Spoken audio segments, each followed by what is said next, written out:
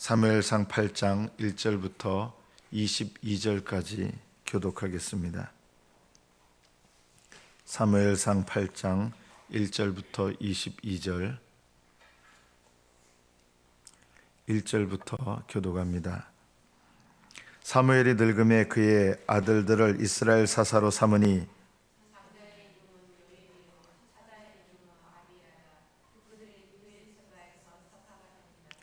그의 아들들이 자기 아버지의 행위를 따르지 아니하고 이익을 따라 뇌물을 받고 판결을 굽게 하니라.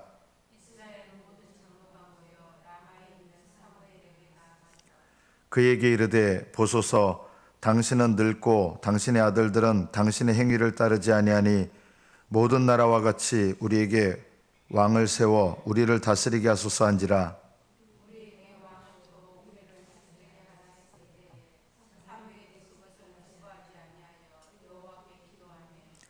여호와께서 사무엘에게 이르시되 백성이 네게 한 말을 다 들으라. 이는 그들이 너를 버림이 아니요 나를 버려 자기들의 왕이 되지 못하게 함이니라.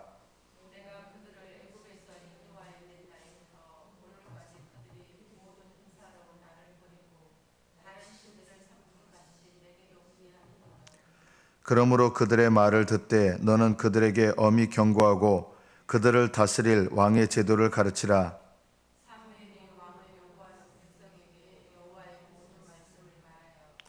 이르되 너희를 다스릴 왕의 제도는 이러하니라. 그가 너희 아들들을 데려다가 그의 병거와 말을 어거하게 하리니 그들이 그 병거 앞에서 달릴 것이며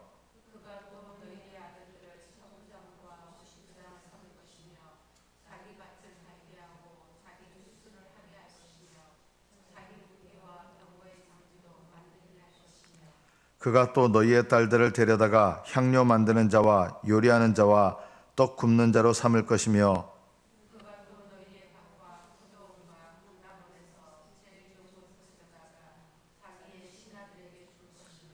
그가 또 너희의 곡식과 포도원 소산의 11조를 거두어 자기의 관리와 신하에게 줄 것이며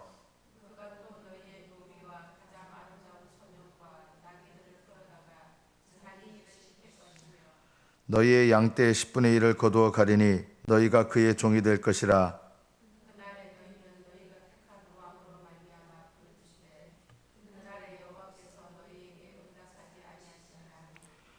백성이 사무엘의 말 듣기를 거절하여 이르되 아니로소이다. 우리도 우리 왕이 있어야 하리니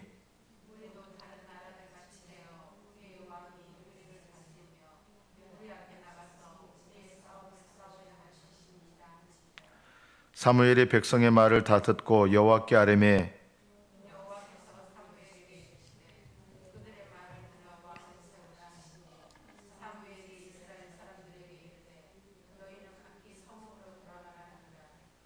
여기까지 받들어 읽겠습니다.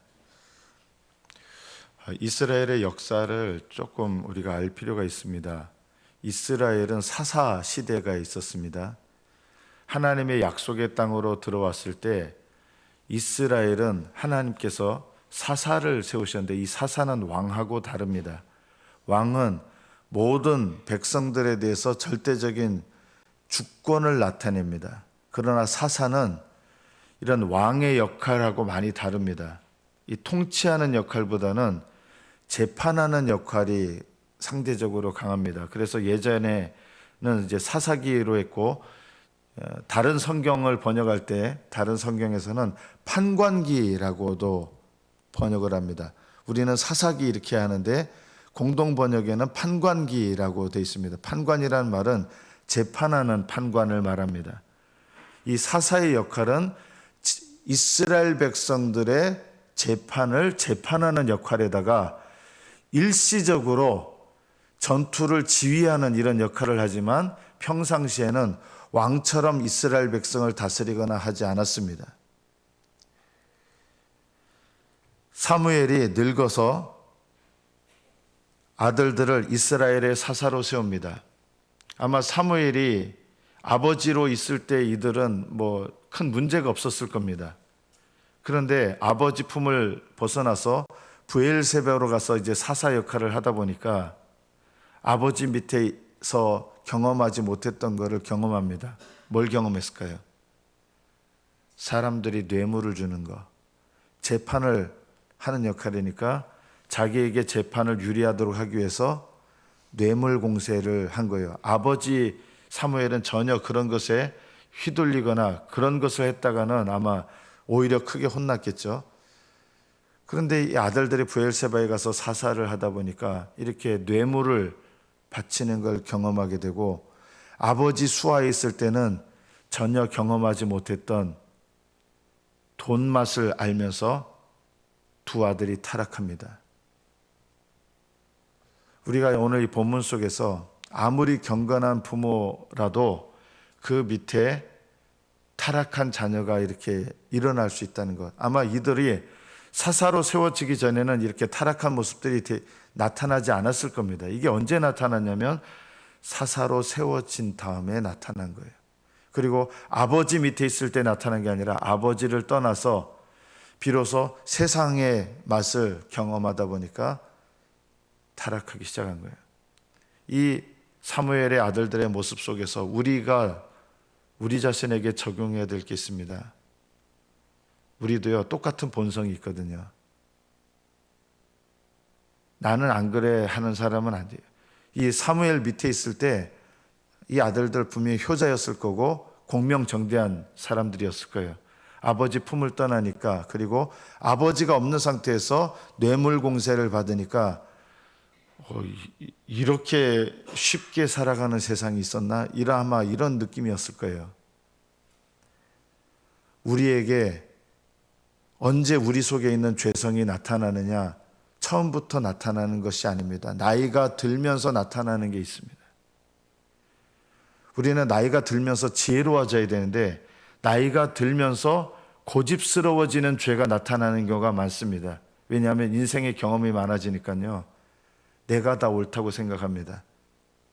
그래서 나이가 많은 어른들은, 젊은 사람들은 어른들의 지혜를 존중해야 되고, 나이가 많은 어른들은 뭘 조심해야 되느냐? 독단적이 되는 것을 조심해야 됩니다. 또 뭘 조심해야 되느냐? 내가 어떤 직분을 받지 못했을 때는 참 겸손한데 어떤 직분을 받고 난 다음에 내 속에 있는 이 교만함이 직분을 받은 다음에 드러나는 경우가 대단히 많습니다. 교회에서 문제를 일으키는 직분자들 대부분이 서리 집사 때는 다 충성되고 열심히 있었고 겸손했어요. 거의 예외 없습니다. 서리 집사 때는 충성되고 겸손하고 성실을 하던 분이 교회에서 점점 위치가 되면 내가 하나님께로부터 받은 영적 권세를 영적으로 사용하지 않으면 그 권세는 나를 위해서 은연중에 사용하기 시작합니다. 그래서 그전에는 내가 나타내지 않았던 교만함과 완악함과 그리고 권세에 대한 욕망, 사람들한테 내 권세를 부리는 것, 사람들한테 내 위세를 떨치는 것, 이런 것들이 나타나게 되는 것입니다. 이것이 이상한 일이 아니라 언제든지 나에게도 동일하게 일어날 수 있는 일이라는 걸 알아야 됩니다. 여러분, 시어머니 되시기 전에는 다 착한 아줌마였어요. 시어머니가 된 다음에 못된 시어머니가 되죠. 시어머니가 되기 전에는 못된 시어머니 한 명도 없어요. 시어머니가 된 다음에 못된 시어머니가 등장하는 거예요. 그전에는 아들만 사랑했던 어머니였어요. 그런데 아들이 결혼하고 나니까 며느리한테 아들을 뺏긴 것 같고, 그전에는 아들한테 온전히 사랑을 주면 아들이 엄마 했는데 이제는 어디서 불려시 같은 게 들어와가지고 자기 아들을 차지하고 소외감 느끼고, 그전에는 느끼지 못했던 분노, 그전에는 느끼지 못했던 소외감, 이런 것들을 시어머니가 돼서 비로소 느끼는 거예요. 그게 이상한 게 아니라 사람은 상황이 되고 위치가 되면 나타나는 죄성들이 있다는 것을 알아야 됩니다. 교회에서도 똑같습니다. 훨씬 더 많은, 왜냐하면 넓은 길을 걸어가시는 분들이 상대적으로 많기 때문에 교회에서 직분을 받게 되면 상대적으로 더 많은 분들이 어떻게 되느냐, 그 직분을 따라 겸손하고 더 충성되고 이렇게 되는 것이 아니라 그 직분을 남용하고 권세 부리고 자기를 드러내고 뭔가를 확보하고 싶어하고 이런 마음이 나타나게 됩니다. 우리가 늘 자기를 쳐서 복종시키지 않으면 이런 불쌍한 사람이 되는 위험에 얼마든지 빠질 수 있습니다. 사무엘의 아들들이 아버지 품을 떠나서 아버지 품을 떠나니까 뇌물 공세에 대해서 취약한 모습을 나타내게 됩니다. 우리가 오늘 본문에서 또 하나 배워야 될 것이 있습니다. 엘리 제사장은 두 아들의 잘못에 대해서 그래 하지 마라, 그래 하지 마라 이렇게 말만 하고 조치를 취하지 않았습니다. 그러나 사무엘은 달랐습니다. 앞서서 엘리 제사장의 그 결과를 알잖아요. 누구보다 잘 알잖아요. 그래서 이 두 아들에 대해서 어떻게 합니까? 결과적으로 사사직에서 내려놓게 합니다. 이것이 사무엘이 취한 조치입니다. 자녀들에 대해서 말만 해서는 안 됩니다. 그렇다고 해서 무조건 내 방식으로 우격다짐해서 되는 것도 아닙니다. 하나님께 지혜를 구하면서 우리가 자녀들에 대한 책임, 이 책임을 회피하지 않으면서도 이 책임을 내 방식대로 내 혈기대로 감당하지 않도록 하나님 앞에 하나님의 도우심을 구하면서 나의 책임을 감당하게 달라고 하나님의 도움과 지혜가 필요합니다. 우리는 책임을 감당한다면서 내 혈기대로 감당해서 오히려 더 사이가 틀어지게 만들고 회복이 어렵게 만들고 이런 경우가 참 많습니다. 우리가 이스라엘 백성의 입장에서 오늘 본문을 또 살펴보겠습니다. 이스라엘 백성은 너무 나아갑니다. 당신의 아들들이 지금 부정한 행동을 하고 있습니다 해서 사무엘이 이 두 사람을 이렇게 중지시키고 여기서 끝나야 되는데 더 나가는 거예요. 장로들이 이제 와가지고 이런 요구를 합니다. 왕을 세우십시다. 이들의 이 요구의 배후에 뭐가 있느냐? 하나님께서 말씀하신 내용을 보면 이들의 왕을 세우겠다는 요구에 어떤 배후가 있느냐? 하나님은 우리의 왕이실 필요가 없습니다. 하나님 우리한테 도움 안 됩니다. 하나님이 우리의 왕 되는 거 우리 원치 않습니다. 우리는 우리가 봤을 때 세상 사람들 기준으로 능력 있는 왕이 필요하지 거룩하신 왕이신 하나님 필요 없습니다. 이것이 왕을 세우십시다라고 하는 요구로 나타난 거예요. 이거는 아주 방자한 행동이었습니다. 사무엘은 이런 의도를 알았기 때문에 분노했습니다. 자기 직분 때문에 분노한 게 아니라 하나님을 왕이 되지 못하게 하려고 하는 이 이스라엘 백성들의 그 저변에 깔려있는 마음의 의도를 알았기 때문에 분노한 것입니다. 그래서 이야기를 합니다. 너희들이 이런 생각을 갖고 있는 것이 하나님 앞에 옳지 못하다. 사무엘의 말은 정당했습니다. 이들은 악한 생각이었습니다. 그런데 하나님께 이 문제를 기도합니다. 그런데 의외의 응답을 주셨습니다. 그들이 원하는 대로 왕을 줘라. 왕을 세워라 한 거예요. 이게 기도할 때 사무엘이 예상한 것과 하나님의 응답이 다른 거예요. 사무엘이 분석한 것은 하나님의 생각과 일치됐습니다. 하나님께서도 뭐라고 말씀하시냐면 그들이 너를 버린 게 아니라 사사인 너를 버린 게 아니라 나를 버린 것이다. 그러나 그들의 말을 들어주라 그런 거예요. 왜 이렇게 하셨습니까? 그들은 자기 고집대로 행할 생각을 갖고 있었기 때문입니다. 하나님은 어떻게 하십니까? 자기 임의대로 행하도록 내버려 두십니다. 우리가 오늘 이 본문을 통해서 주의 깊게 살펴야 될 게 있습니다. 여러분 스스로에게서 난 어떤 고집스러운 생각, 여러분의 육신의 생각을 굽히지 않겠다고 하시는 분들이 있어요. 예를 들면 이스라엘 백성들도 이런 경우가 있었거든요. A냐 B냐 이 둘 중에서 어느 것이 하나님의 뜻이든 저는 순종하겠습니다. 이렇게 얘기를 해요. 그런데 하나님 뜻은 A예요.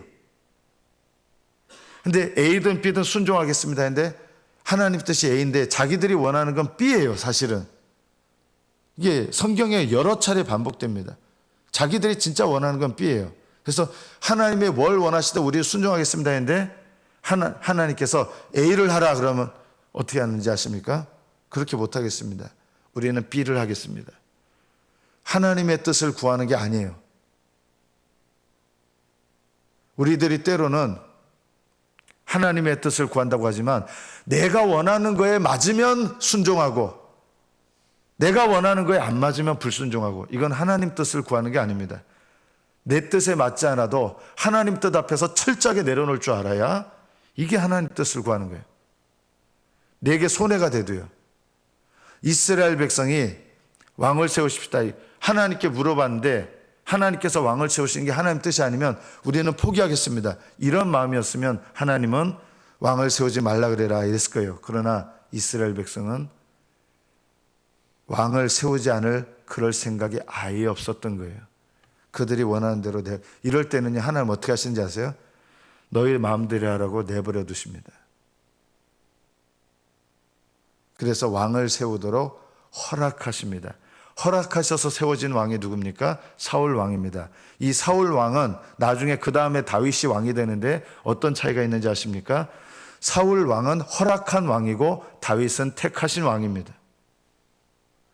사울 임금은 택하신 왕이 아닙니다.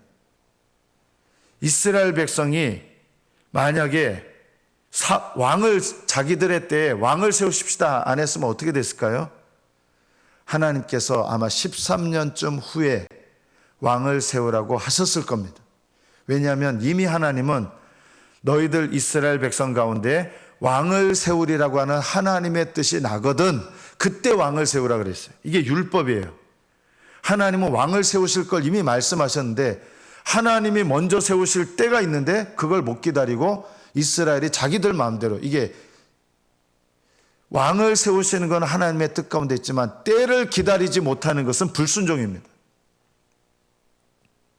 지금은 왕을 세울 때가 아니었어요. 그래서 허락하신 왕을 주는 거예요. 허락하신 왕은 택하신 왕이 아니에요. 이스라엘 백성 보기에 사울 임금이 얼마나 키가 컸는지 머리 하나는 더 큰 거예요. 보통 사람 크다고 하는 사람의 머리 하나는 더 크니까 한 25cm 정도 더 키가 커요. 요즘 이제 젊은 애들 웬만하면 180 되잖아요. 175에서 180. 사울의 키가 어느 정도 된 거냐? 180 정도인 사람인데 2m 정도 되는 키인 거예요. 사람들 쫙 있으면 뭐 1만 2만 명 있어도 머리 하나가 이렇게 올라와 있는 사람이에요, 사울이요. 그래서 백성들이 보기에 야, 저 사람이 정말 왕이 되기에 가장 합당하다. 사울도요, 이 당시에는 겸손했어요. 왕이 되고 나서 교만해졌어요. 교만해졌다는 말은 원래 우리 안에는 교만할 수 있는 본성이 있는데 왕이 되고 난 다음에, 왕이 되기 전에는 그런 교만함이 안 나타나요. 왕이 된 다음에 그 교만함이 나타나게 되는 거예요. 나이 먹으면서 나타나는 죄가 있어요. 권력욕이 생겨요. 남자들은요 50대부터 정말 조심해야 될 게 있어요. 남자들은 50세부터 성욕처럼 부릴 듯 일어나는 죄의 욕심이 있는데 그게 권력욕입니다. 20대 때는 권력욕이 없어요. 아, 네가 해 이래요. 30대 때도 그래요. 그러나 50대 때는 이거 내가 해야 돼 이렇게 돼요. 나 아니면 안 돼. 20대 때는 아, 나 하기 싫어. 회피하는 게 20대 때의 죄라 그러면 50대 때는 이건 내가 해야 돼. 남은 안 돼. 이런 권력욕이 생겨요. 50대부터는 남자들에게 또는 여성들도 마찬가지예요. 성욕만큼 강하게 일어나는 연령에 따라서 나타나는 죄가 권력욕이에요. 60대가 되면 나타나는 게, 60대는 이제 심리학에서 통합의 시대거든요. 모든 것이 통합해서 너그럽고 이래야 되는데 이게 영적인 훈련이 안 되신 분들은 통합이 안 되고 아주 고집스러워지고 아주 편견에 사로잡히고 편벽하고 이렇게 돼요. 70이 되면 아예 말을 안 들어요. 훈련이 안 되신 분들은 어느 누구의 말도 안 들어요. 아무리 객관적으로 오라도 내가 옳은 거예요.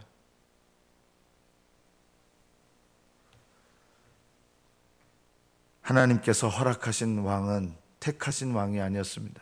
그래서 이 왕 때문에 이스라엘 백성은 어떻게 됩니까? 물론 하나님이 그전에도 책망하시는데 사울 왕과 함께 블레셋에 처절하게 패합니다. 이것이 그들이 자기 마음대로 행한 일들의 결과입니다. 다윗이 왕이 됐을 때 어떻게 됐습니까? 놀랍게도 다윗은 평생 동안 하나님을 의지하면서 단 한 번도 전투에 패한 적이 없습니다. 이순신 장군은 23전 23승신인데요. 다윗은 더합니다. 평생 동안 단 한 번도 패한 적이 없습니다. 하나님 택하신 왕 13년을 기다렸으면 다윗 왕을 세우셔서 이스라엘 백성이 사울 왕과 함께 이렇게 블레셋에 패하고 수많은 사람들이 죽는 일이 없었을 겁니다. 하나님은 왜 그렇게 허락하시느냐? 사울 왕을 자기들의 때에 자기들의 욕심을 따라 선택했기 때문에 그 선택한 결과를 하나님은 또 허락하시는 거예요. 하나님의 때를 기다릴 줄 알아야 됩니다. 여러분이 스스로 이때가 좋다고 생각하고 하나님의 때를 거스리면 지금 당장 이익이 되는 것 같은데 손해가 됩니다. 지금은 손해가 되는 선택인 것 같은데 하나님의 뜻을 따라 선택하면 하나님은 결코 손해보게 하지 않습니다. 여러분은 뭔가를 선택할 때 하나님의 뜻이 기준입니까? 돈이 기준입니까? 우리는 대부분 돈이 기준입니다. 하나님의 사명이 기준입니까? 돈이 기준입니까? 우리는 대부분 돈을 선택합니다. 마지막으로 우리가 깨달아야 될 말씀이 있습니다.